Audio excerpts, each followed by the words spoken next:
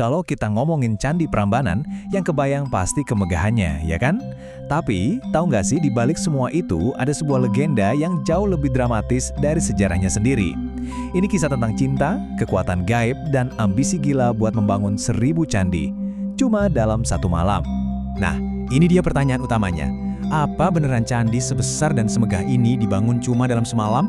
Cerita legendanya kan penuh dengan cinta, penolakan, kekuatan supranatural, dan tipu muslihat yang canggih banget. Tapi, seberapa banyak sih kebenaran di balik mitos ini? Yuk kita bedah sama-sama. Oke, cerita kita mulai di tengah konflik dua kerajaan. Di satu sisi, ada Pangeran Bandung Bondowoso dari Kerajaan Pengging. Dia ini dikenal sakti mandraguna, kuat banget. Terus di sisi lain, ada Putri Roro Jonggrang dari Kerajaan Baka yang cantiknya, wah, bukan main. Singkat cerita, pecahlah perang.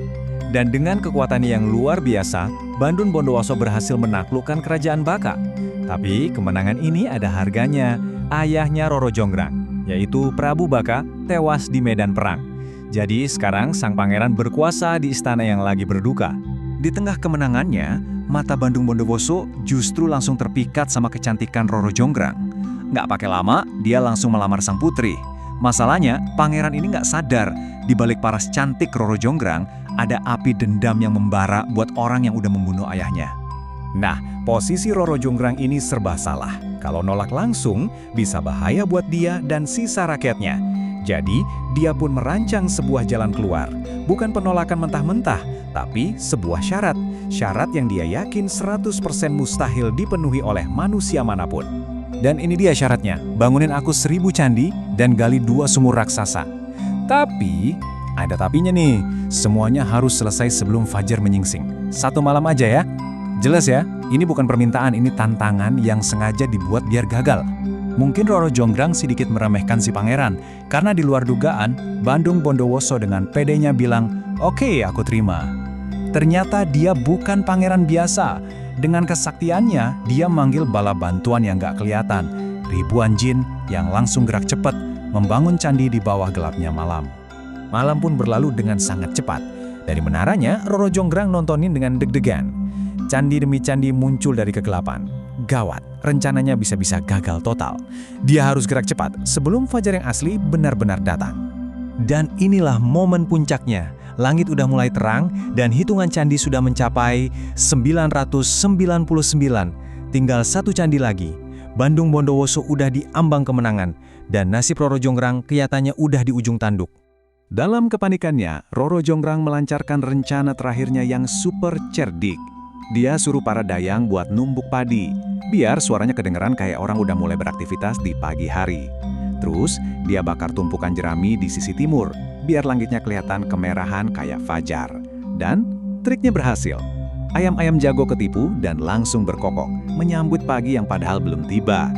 Rencananya sukses besar.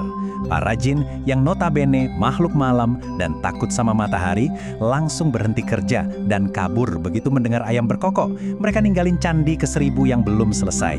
Bandung Bondowoso awalnya bingung sampai akhirnya dia sadar dia udah ditipu mentah-mentah.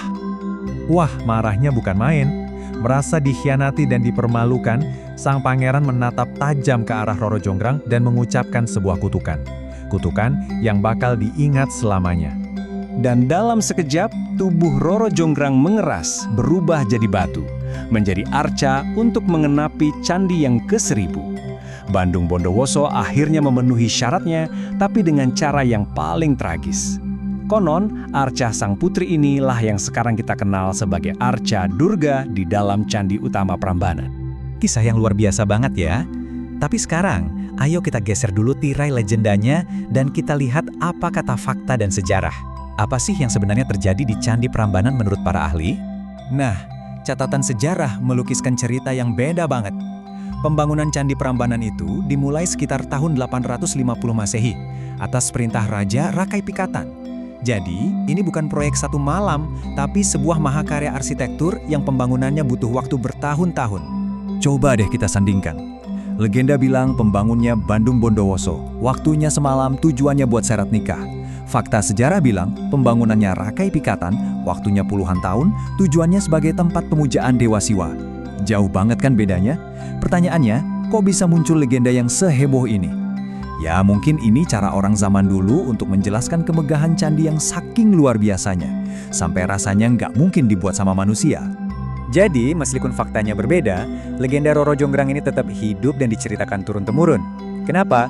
Soalnya cerita ini bukan cuma tentang asal-usul candi. Ini adalah cerminan dari kecerdikan melawan kekuatan, tentang konsekuensi dari sebuah janji, dan tentang gimana sebuah cerita bisa jadi lebih abadi daripada batu itu sendiri. Nah, itulah kisah epik di balik Candi Prambanan, perpaduan sempurna antara mitos dan sejarah. Legendanya ngajarin kita soal kecerdikan dan konsekuensi, tapi yang lebih penting, legenda ini nunjukin gimana sebuah cerita bisa ngasih nyawa ke tumpukan batu, mengubahnya jadi monumen yang hidup selamanya. Kalau kalian punya legenda favorit apa nih yang mungkin menyembunyikan kebenaran lain? Coba tulis di kolom komentar ya. Terima kasih sudah menyimak, jangan lupa like dan subscribe, sampai jumpa di penjelajahan kita berikutnya.